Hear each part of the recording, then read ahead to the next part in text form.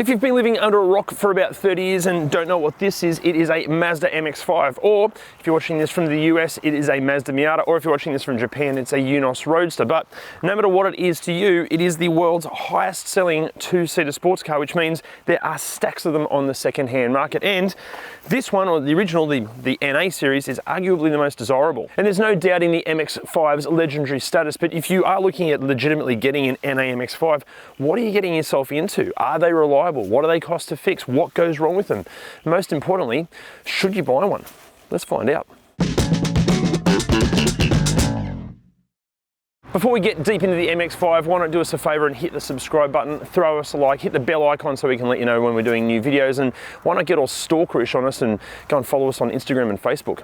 Now, these original shape NA MX-5s came in 3 different series, with each series receiving a few extra bits and pieces, but we can't go into every graphic detail about absolutely every different spec in this video for obvious reasons, not to mention the seemingly endless array of special editions, but we have collected and put all of that information in our handy ReDriven cheat sheets.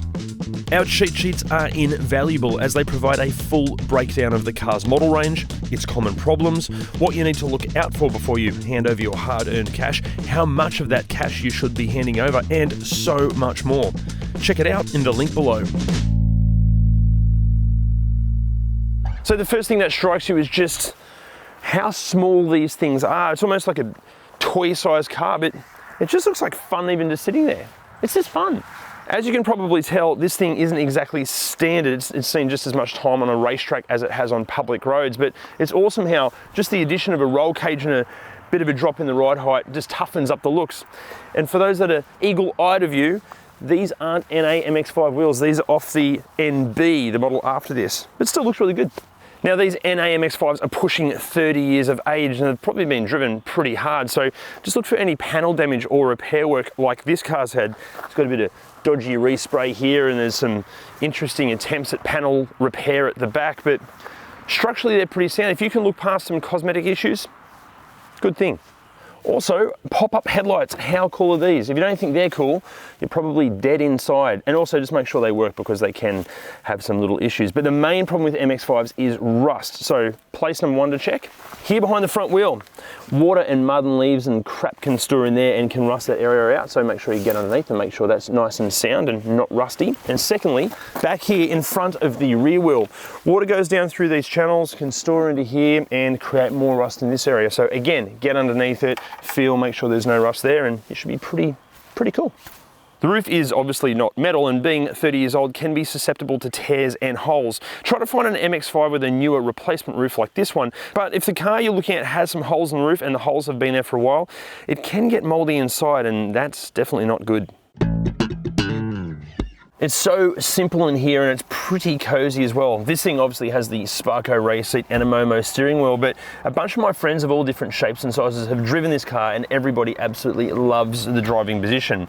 But as far as what to look out for, look, these things are pushing 30 years old, so there's going to be a bit of wear and tear here and there, especially even on the seats, but that's all pretty fixable. Also, the air vents can get a little bit loose and saggy, and if the car has seen a lot of sunlight, the dashboards can get a few cracks in them, but again, there are repair kits for that. Well, what tech? Like, yes, this car has got a stereo, but if you want Bluetooth and Apple CarPlay and Android Auto and a reversing camera, you're probably going to have to get a better stereo than what the car comes with. So the Space Saver spare wheel is actually inside the boot, so it doesn't really fit an adult male. So if you're a murderer, maybe don't get one of these cars, but you can probably get a couple of backpacks or an overnight bag in here. But up front, it is so much better. No, it's not, I'm just kidding. It's still pretty bad. There's storage here, there's a section here, there's no cup holders, there's this flip-up section here, a really small glove box, and a bit of a parcel shelf back here, but is it practical? No, not really. Now, after being around for nearly 30 years, it's important to know what mechanical and reliability issues you might run into. So let's hand it over to our resident mechanic, Jim. Mazda MX-5, as Adam was saying, a great car. They were designed and built as a sports car, and they do it really well. We don't see a lot of problems with them because most of them are owned by enthusiasts, and a lot of people do their own maintenance on them anyway, but they don't break generally anyway. The ones we do see are usually just driven around town, never a problem with them. super reliable. Apparently they get a bit of rust in around the back area where the top folds down. I actually haven't seen that, but check it out, it's out there. Other than that, great little car. Well, compared to base jumping, yes, it's very safe, but compared to most modern cars, no, it's not very safe. There's no airbags, there's no stability control, there's no traction control, it doesn't even really have a roof, so no, it's not very safe. Absolutely brilliant. If you've never driven an MX-5 or you think it's just a glorified hairdresser's car, please go and drive one, even just for 5 minutes. If you're not having the best time of your life, you're either lying to yourself or you don't know how to drive. Okay, look, these things, they're not perfect. It's not some sort of a driving revelation, but it doesn't matter. It's just so much fun. It's such a visual experience too. With the roof down, there's all the smells and the temperature changes. The steering's fantastic. Look, this thing hasn't got power steering, so around town when you're trying to park it is a bit of a nightmare, but all that's forgiven the second you get into some of these lovely flowing country corners. It's just awesome.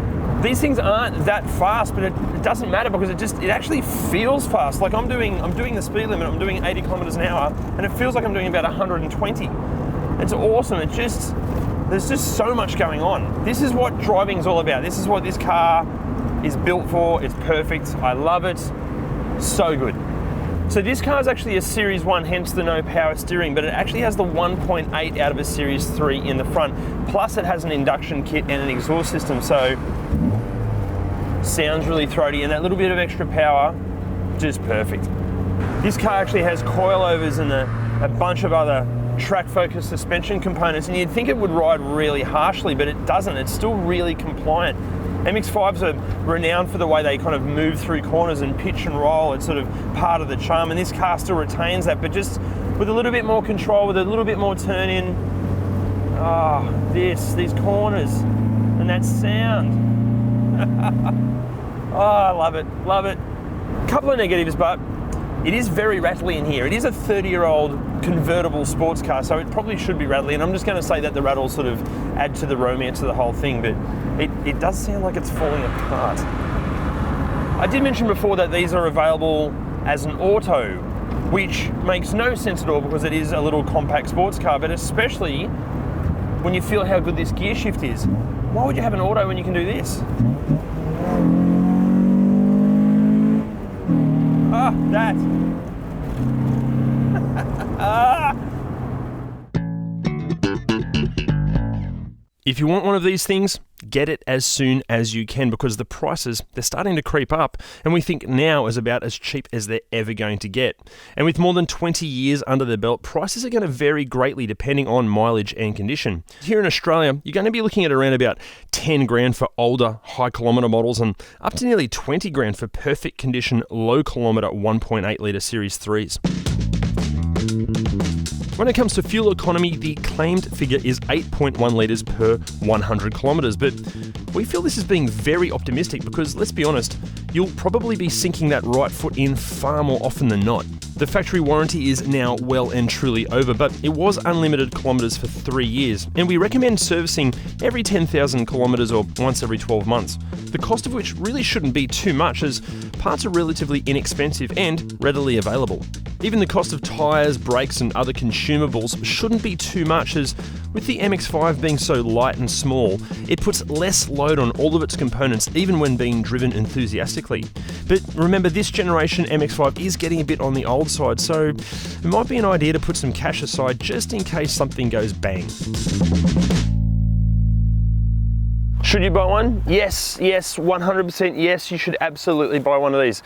Look at it this way, the worst case scenario is that you realise you're actually dead inside and you don't like the MX-5, you'll probably be able to sell it for what you paid for it or maybe even make money on it. But which one should you get? Well, try and find a 1.8 litre Series 3, but realistically, if you can find one with a good service history, one that hasn't got too much wear and tear, and just get the best one you can afford because you will absolutely bloody love it. So there you have it, the original Mazda MX-5. What do you think? Would you buy one? Did we miss anything? Let us know in the comments below.